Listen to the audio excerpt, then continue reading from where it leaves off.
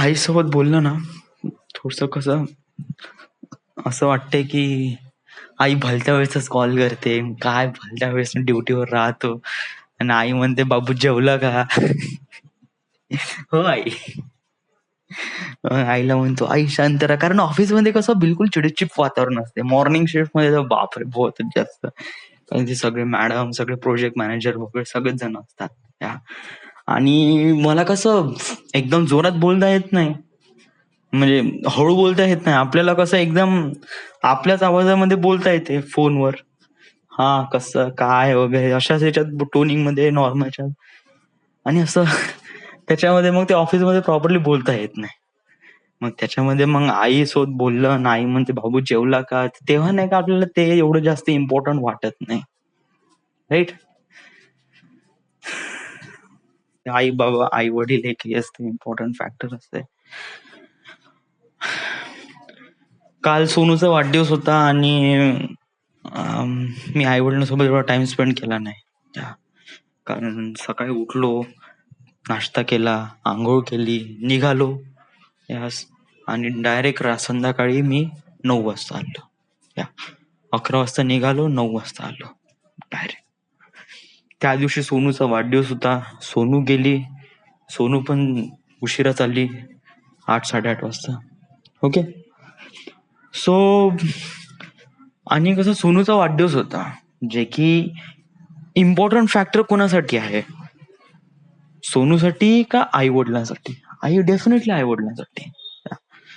कारण वाढदिवस हा एक पर्सनल जरी असला, तरी त्याच्या मागे जे एफर्ट असतात ना, ते पॅरेंट्स लोकांचे असतात. आता एफर्ट म्हणजे का म्हणण्याचा उद्देश काय? म्हणण्याचा उद्देश हा आहे, की आपल्या मुलाचा वाढदिवस आहे. हे पहा, हे जे मी सांगून राहिलो ना, हे जोपर्यंत तू अ, एक समजून घेत नाही दुसऱ्यांच्या सब्जेक्ट थ्रू, तोपर्यंत तुला समजणारच नाही. या तुला स्वतःला आई-वडिलांच्या ठिकाणी ठेवावं लागेल आणि तुला विचार करावा लागेल. विचार कर, की तुझ्या मुलाचा वाढदिवस आहे. हं. आणि तुला खूप इच्छा आहे का तुझ्या मुलासोबत नाही का थोडंसं सेलिब्रेट करावं. या बट समहाऊ तुझे दोन्ही मुलं टाईमच नाही देत तुला. ते त्यांच्या मित्रांसोबतच टाइम स्पेंड करतात. मुलगा मुलगीकडे, मुलगी मुलीकडे. सो त्याच्यामध्ये आई-वडील एक प्रकारे एकटे वाटतात त्यांना. व्हाय? कारण त्यांच्या लाईफमध्ये मुलं हे खूप जास्त इम्पोर्टंट फॅक्टर असतात. या चिल्ड्रन आणि समज जर हेच चिल्ड्रन समजा जर आई-वडिलांना टाईम देत नसेल, तर आई-वडिलांसाठी हे सर्वात मोठं डिझास्टर असते. या. कारण आई-वडिलांनी त्यांच्या लाईफमध्ये काय कमवलं असते? काहीच नाही. त्यांच्या लाईफमध्ये त्यांनी जेवढा काही पैसा, अद्दल वगैरे कमवला वगैरे, पण हे कोणासाठी? या कोणासाठी? हे त्यांच्या मुलासाठीच. आता हे जे मी गोष्ट करून राहिलोय ना, हे एक प्रकारे नॉर्मल लोकं विचार करतात या.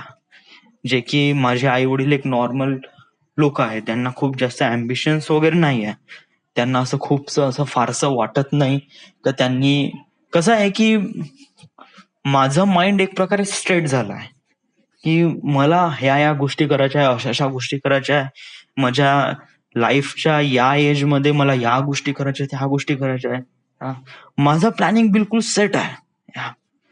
सो आय डोंट थिंक मला असं समजा जर माझ्या मुलाने असं काही समजा जर केलं, तर I don't feel really so much bad about it. कारण तेव्हा नाही का माझ्यापाशी विचार करण्यासाठी खूप काही गोष्टी राहील. बट एक नॉर्मल पीपल, एक नॉर्मल पॅरेंट्स पाशी एवढा काही फारसा विचार नसतो. वडील रिटायर्ड आहे, आई हाउसवाईफ आहे. या फारसं काम काही राहत नाही. नेहमी घरी बसून असतात. तर डेफिनेटली ते आपल्या मुलांबद्दलच विचार करणार आहे. Right? So so that is really important thing, की आपण आपल्या आई-वडिलांना पण पॅरेंट्सला पण थोडासा वेळ दिला पाहिजे. So I did. बट आता आई-वडील वगैरे आता असं चालत नाही. हां. कारण आता आई-वडील म्हणणं आता माझं एक प्रकारे स्वप्नच पडलंय का मी केव्हा घरी जाईन, मस्त रूमवर बसीन, आई मस्त वांग्याची भाजी बनवन, झणझणीत गरम गरम पोळ्या हानीन मी मस्त वांग्याच्या भाजी सोबत, मस्त वरण भात जोरदार पैकी, वडिलांसोबत मस्त टीव्ही पाहीन. जस्ट लाईक ज्याप्रमाणे घरचं वातावरण असते तशा. आता हे सगळं एक प्रकारे मला एक प्रकारे स्वप्नच पडत आहे. या. कारण ज्याप्रमाणे मी चालून राहिलो आहे आणि ज्याप्रमाणे माझ्या समोर जेवढे काही सिच्युएशन येऊन राहिले आहे, जे मला चॅलेंज करत आहे, आणि जे की इम्पॉर्टंट फॅक्टर आहे की समोर जाऊन आपल्याला एक प्रकारे बिकम बेटर पर्सन बनवण्यासाठी हे चॅलेंज ऍक्सेप्ट करणं. समजा आपण असं करत नाही तर we are not able to achieve all those things. So आपल्याला हे गोष्टी सहन करावी लागेल. आई वडिलांसोबत तू टाइम स्पेंड नाही करू शकत, आय न्यू दॅट. जरी मी आताही, पण तुला हे ऍटलिस्ट एक फोन करावा लागेल आणि आई वडिलांना एक प्रकारे सांगावं लागेल की माझ्या मनामध्ये असं काही आहे नाही, आई वडिलांबद्दल नेहमी रिस्पेक्टच आहे, बट माफ करा मी तुमच्यासोबत टाइम स्पेंड करू शकत नाही कारण माझ्याच पाशी टाइम नाही आहे. So I am really sorry for that. ते तुला आई वडिलांना पटवून द्यावं लागेल, सांगावं लागेल, माफी मागावं लागेल. कारण तू हे प्रॉमिस करू शकत नाही का उद्या सुट्टी आहे तर मी आई वडिलांसोबत टाइम स्पेंड करेल. No, you wouldn't say something like that.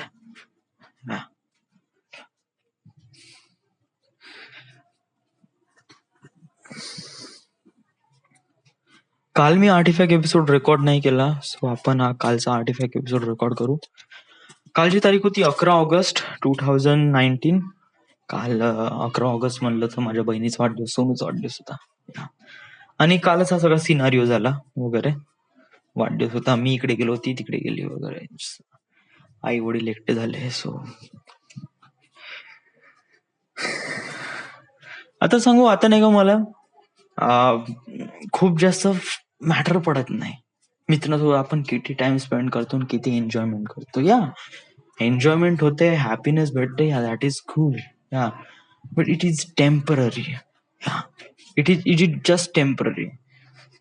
हा एवढा टेम्पररी आहे का तू फक्त जस्ट टूरवरून आला का तो ते खुशीच एकदम गायब होऊन जाते. No big deal, no nothing was can happen. या कारण सांगू, हे बहुत जास्त इम्पॉर्टंट फॅक्टर असते आपल्याला समजून घेण्यासाठी की आपल्याला समोर काय करायचं आहे.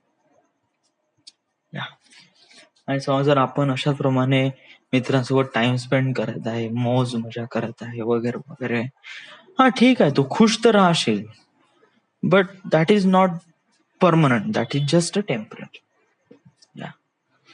त्यामुळे मी फारसं सांगू पण शकून न राहिलो का काल आम्ही किती एन्जॉय केला. हा काल एन्जॉय केला, या आय नो दॅट. मला एका शब्दातच खतम पुरुष वाटत आहे, एन्जॉय केला, दॅट्स इट.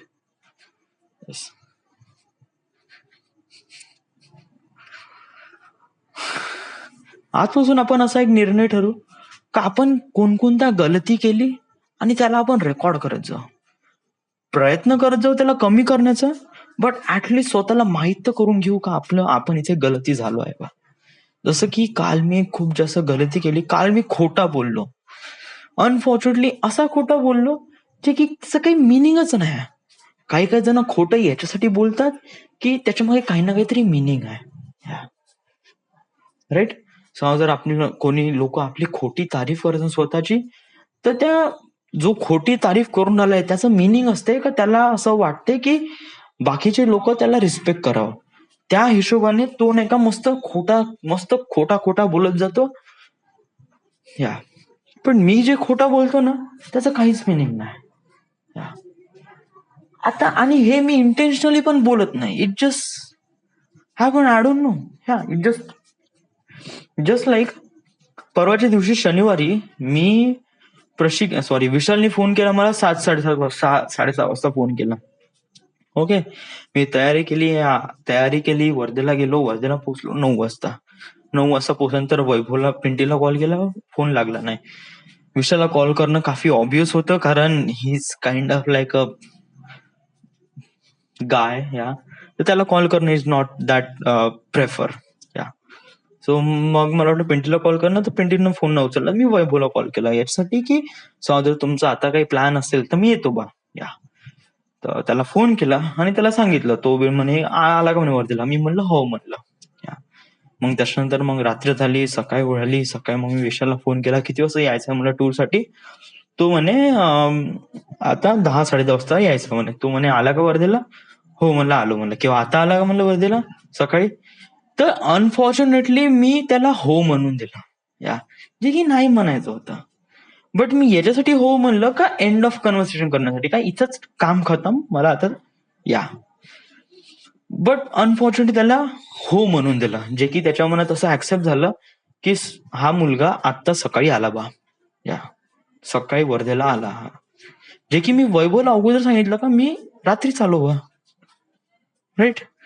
आता जेव्हा मग मी आता कसं त्याच्यानंतर मग आम्ही आलो विशालकडे आलो, सगळेजण भेटले. मग म्हणे केव्हा आला म्हणे वर्धेला. या आता तेव्हा वैभव पण होता आणि विशाल पण होता.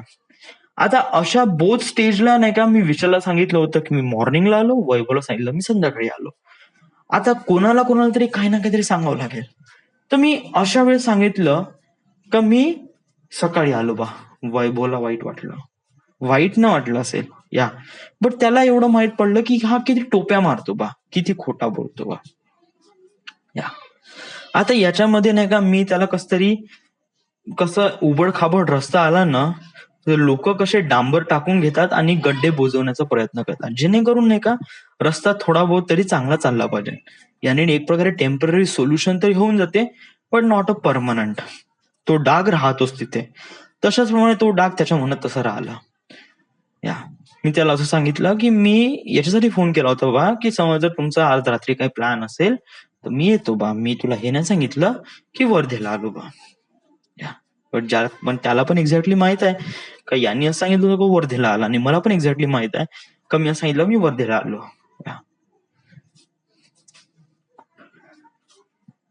That is not really good thing. या तुला खरं बोलणं शिकावं लागेल, आणि जे की एक बहुतेक इम्पॉर्टंट फॅक्टर आहे. बट कधी कोणासोबत खरं बोलायचं, कोणासोबत खोटं बोलायचं, ऑनेस्टी कोणाला दाखवायची, डिसऑनेस्टी कोणाला दाखवायची, हे पण असणं खूप जास्त इम्पॉर्टंट आहे. खरं बोलणं, खोटं बोलणं, कोणासोबत खरं बोलावं लागते, कोणासोबत खोटं बोलावं लागते, हे पण मला समजून घ्यावं लागतं.